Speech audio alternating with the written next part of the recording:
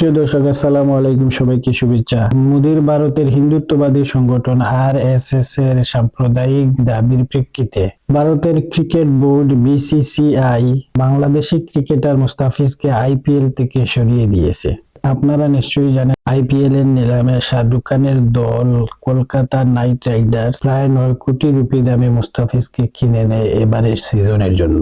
শেষ পর্যন্ত হিন্দুত্ববাদীদের দাবির মুস্তাফিজকে বাদ দিতে তারা বাধ্য হয়। বুঝতে পারছেন কত বড় একটি সাম্প্রদায়িক দেশ ভারত, এবং এই সাম্প্রদায়িক দেশটি প্রতিনিয়ত বাংলাদেশকে সাম্প্রদায়িকতার সবক দেয়। চিন্তা করতে পারেন। এর প্রতিবাদে বাংলাদেশ ক্রিকেট বোর্ড সিদ্ধান্ত নিয়েছে, আগামী ফেব্রুয়ারিতে ভারতে অনুষ্ঠিতব্য টি-20 বিশ্বকাপে বাংলাদেশ ভারতে অংশগ্রহণ করবে না। বাংলাদেশ ক্রিকেট বোর্ড দাবি জানিয়েছে বাংলাদেশের ম্যাচগুলো যাতে পাকিস্তানের মতো শ্রীলঙ্কায় সরিয়ে নেওয়া হয়। তাদের এই সিদ্ধান্তকে আমি স্বাগত জানাই।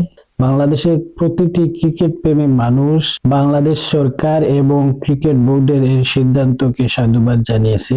এই সিদ্ধান্তের ফলে বাংলাদেশের ক্রিকেটের কোনো ক্ষতি হবে না, কারণ আপনারা জানেন ভারত বাংলাদেশে খেলতেই আসে না। ভারতের চেয়ে বাংলাদেশ অন্যান্য দেশের সাথে অনেক সিরিজ খেলে। পাকিস্তানের সাথে বর্তমানে বাংলাদেশ যুক্ত হওয়ার কারণে অদূর ভবিষ্যতে ভারতে কোনো টুর্নামেন্টের আয়োজনের বিষয়ে আইসিসি আরো 2 বার ভাববে।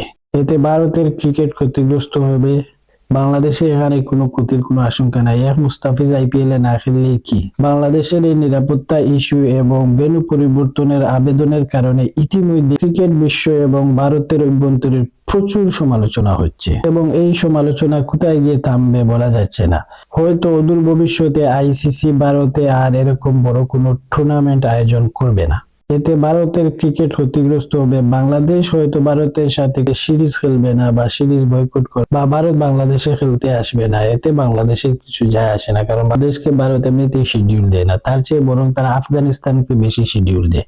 সুতরাং এখানে বাংলাদেশের ক্ষতির বিষয় খুবই সামান্য, বরং ভারতের বিশাল ক্ষতি হবে।